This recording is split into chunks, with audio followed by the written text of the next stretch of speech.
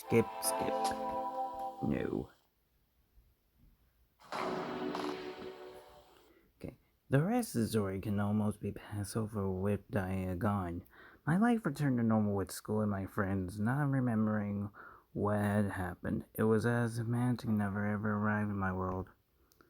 One thing was for concern, however, Matthew loved me, and I loved him just as much we had promised our loyalty to each other. And nothing was going to take that away from us, never time itself. Our love was so powerful, it basically overwhelmed me with joy every time I found him holding me close every morning. To think a demon in love with a human like me, it was unthinkable, unbelievable, it was unpredictable, impossible, but it was true.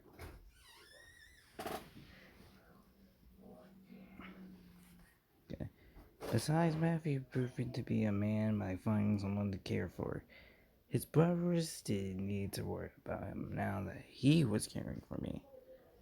I felt bad as well for being closer to Matthew than the others, but they assured me that I was only okay, and that they would remind yearly should I ever need them. I was happy for that. Okay. They made me promise, however, I would love Matthew for as long as we lived. That promise was ensued given. But what of my future? James, a shock. CEO, my grandfather would be proud. And the longer world I had found called me into his corner. Could choose my life on my own. That being said, I was still scared of where my future would have to go. Okay. One afternoon, a good couple of years after the boys and I had met, I had a moment to myself, and so I wandered my house and took in all that had happened as if it was all a dream. The demons, the devils, the magic.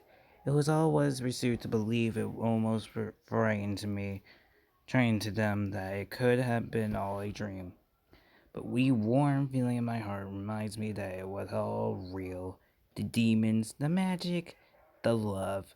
Me, I had all real.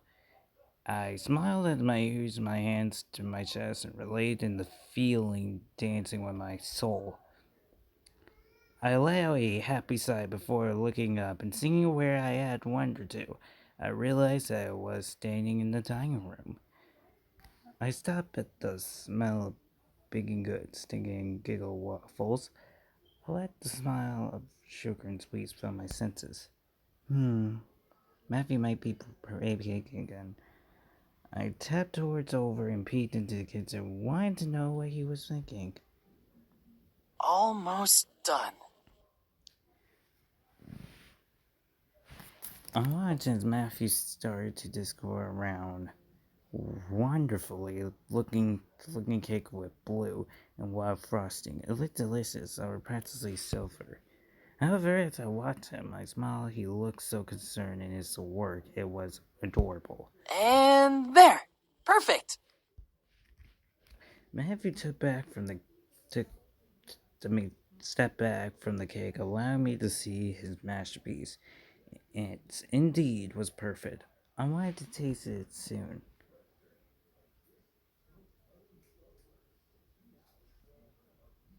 That looks amazing, Matthew. What? Matthew quickly turned to me in surprise, trying to hide the cake as I laughed. I'm not done. I mean... Matthew, I walk over and smile and give him a kiss before walking around him to the cake, close it and look all the most scumming. What is this for? Well, I mean, it's for something pretty important. I looked at Matthew, raising an eyebrow as he swept his arm around my waist. What is it for? Guess. I'll give you 3 chances. Or what? What if I don't get it right? Then the cake is all mine. Hey, no fair. As Lillian wanted to pull away, but Matthew laughed and doubled some the cream on my nose from a nut topic sparkle. It's totally fair. Now just guess. Is it your birthday? Matthew shook his head. Nope. Second guess.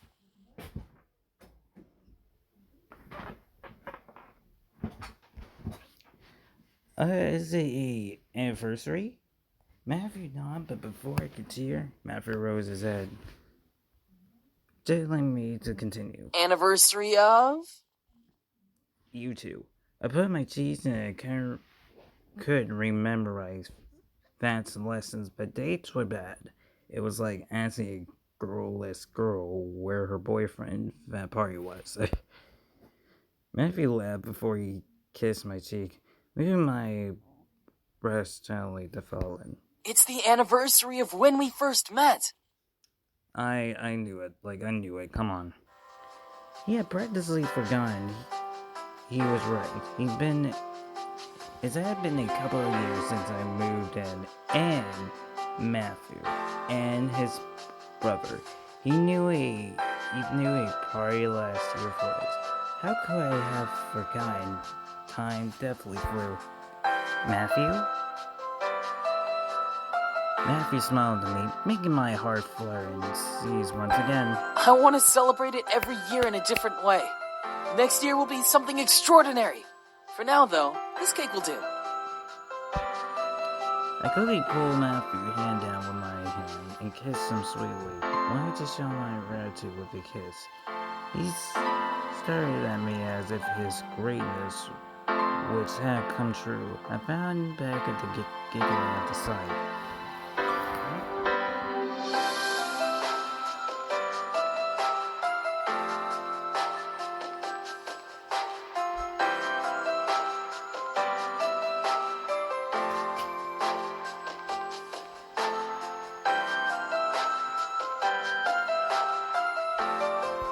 I love you. Before I could finish, suddenly the cake, which had been set silently, piece in the corner, exploded into a giant mess on it. Matthew luckily was quickly enough to pull it back before we got hit with a flour cake bow. What the? I looked at the cake, seeing a fairy menacing like the courageous sin over the cake, temporarily as what it had done. I began to laugh at Matthew growing red face. Simon Tabby! Oh, it's that demon rapido.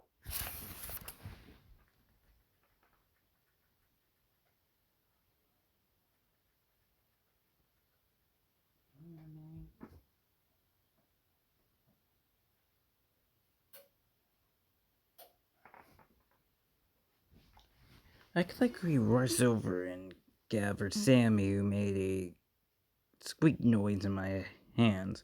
I was still giggling at Matthew coming over, glaring daggers while the dog covered in cake.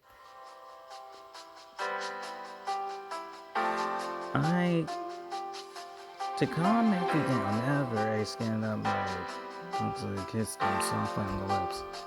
Matthew started by going, but kissing back, not waiting to let me go without a kiss of my own. I love you, Matthew. Matthew sighed before smiling at me finally closed. I love you too. I didn't want to wake up if this was indeed a dream. It felt like a father not waiting to ever let go of this man in my life. There was no words that could describe the emotion with me. Felt joy, happiness, grew high at once. Here I was with the man I would be with forever, with a cake I would to play in, a very peace. I have still the heart of a demon, no of a man I love. I voted to cheer him and love him for the remainders of my days beyond. Could a demon love a human forever? I knew Matthew would. And that was my happy ever after. Good job. And Matthew cake in. New password online. Demon Lord. And that's the end of Matthew's route. Ooh, we made it. Okay.